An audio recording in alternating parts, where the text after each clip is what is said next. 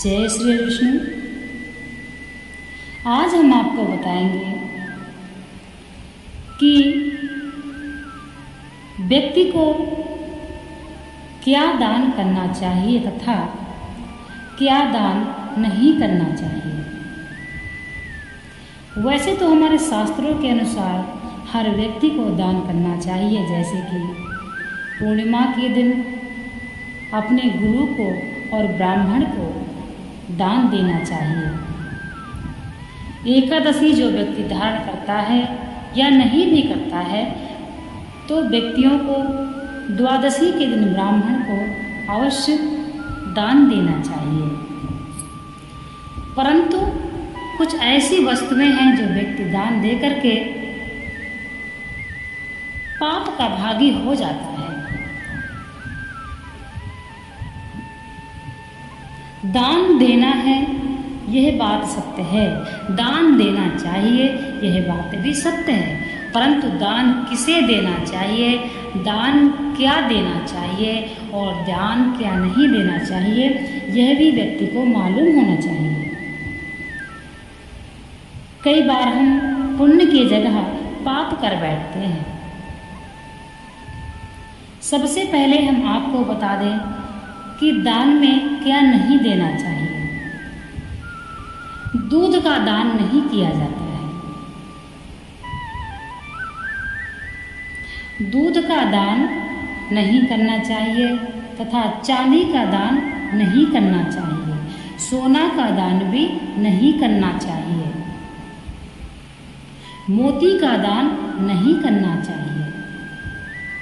जलीय पदार्थों का दान कभी नहीं करना चाहिए तथा मसूर की दाल का दान भी नहीं किया जाता है।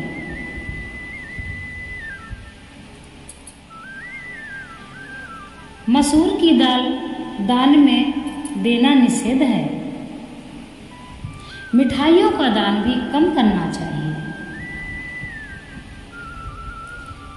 वैसे तो अलग बात है कि कोई गरीब है, कोई ज़रूरतमंद है, आप उसको सब कुछ दे सकते हैं, परंतु जो दान होता है, जो व्यक्ति संकल्प करके दान करता है, उस दान में हमको इन चीज़ों का दान नहीं करना चाहिए। अब दान किसे करना चाहिए और दान किसे नहीं करना चाहिए, आज यह भी जानिए।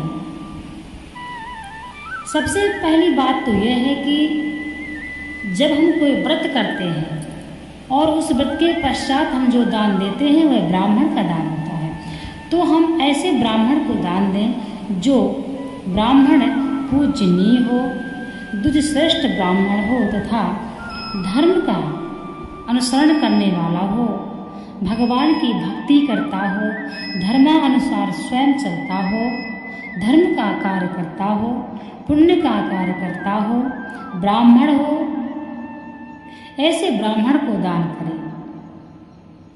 यदि कोई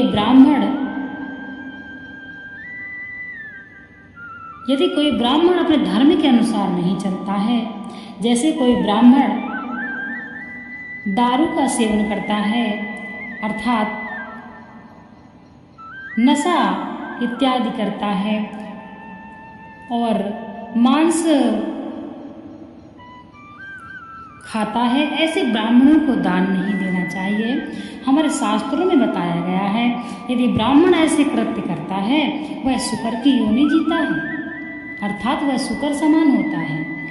तो आप दान दें, दान देना अनिवार्य है, क्योंकि जब भी कोई व्यक्ति कोई व्रत करता है या गुरु पूर्णिमा होती है, अमावस्या होती है, एकादशी होती है या किसी भी हमारा कोई शरीर व्रत होता है, उस व्रत के पश्चात दान अवश्य करना चाहिए।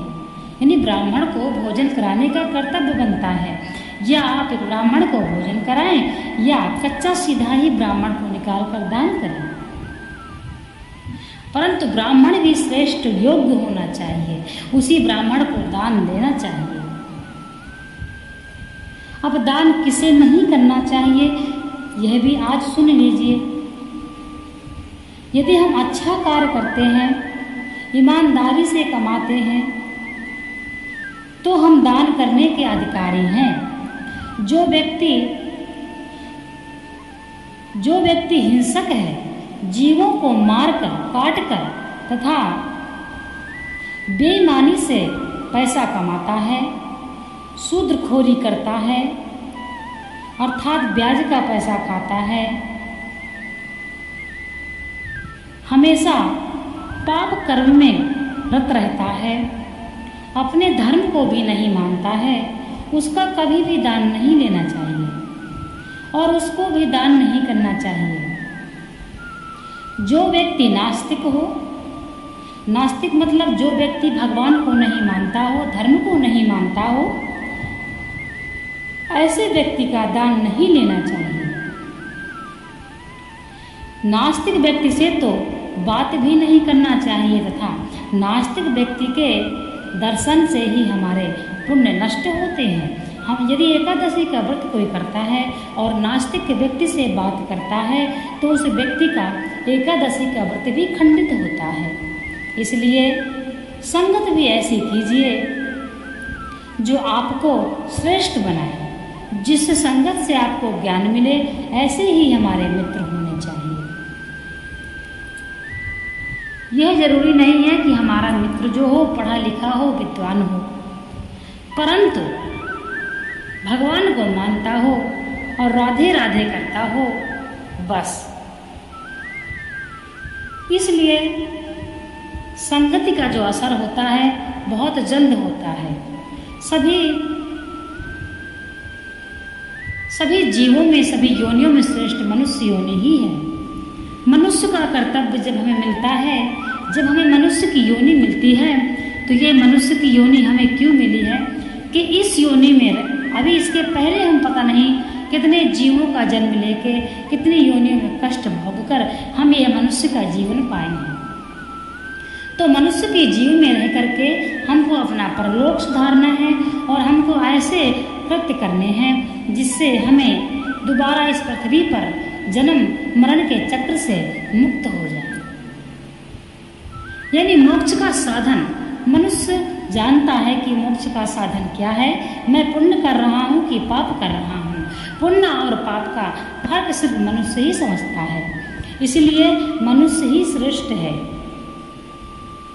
भगवान ने यह क्षमता दिया है मनुष्य को कि क्या गलत है और क्या सही है, मान क्या है, अपमान क्या है तथा जीव हत्या क्या है, किसी का जीवन दान क्या है, किसी की सहायता क्या है, ये सब मनुष्य ही समझता है। किसी को सुख पहुंचाना क्या है, किसी के दुख पहुंचाना क्या है, गुरु क्या है, शिष्य क्या है, माता पिता के हमारे प्रति कर्तव्य क्या है, यह सिर्फ मनुष्य ही समझता है। इसलिए मनुष्य की योनि पाकर अपना जीवन व्यर्थ नहीं करना चाहिए। हम अपने मोक्ष का साधन हमें ढूंढना चाहिए और मोक्ष का साधन सिर्फ भगवान है। यदि आप विधि विधान से पूजा नहीं कर पाते हैं तो इसमें परेशान होने की आवश्यकता नहीं है। भगवान का नाम जप करिए। कलयुग प्रभु का नाम आधारा, सुमिर सुमिर नर उतरहि पार। कलयुग में भगवान का नाम ही श्रेष्ठ है।